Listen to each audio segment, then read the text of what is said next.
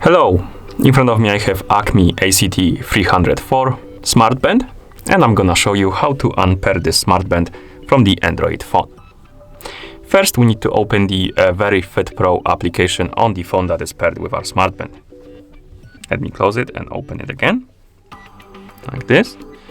Once you open the application, you should see the home page.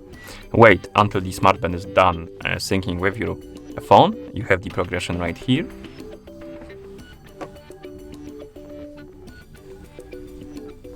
Once it's done, you can tap on the device icon on this page.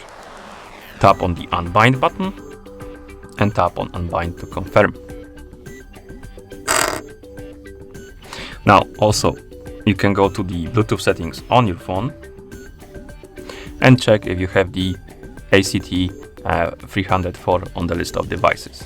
As you can see on my phone, it's not here, but if it was here, you can tap on the settings icon next to it, then tap on the forget and on forget again to confirm and disconnect the device.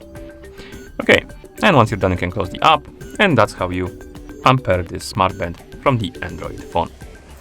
Thank you for watching. If you found this video helpful, please consider subscribing to our channel and leaving a like on the video.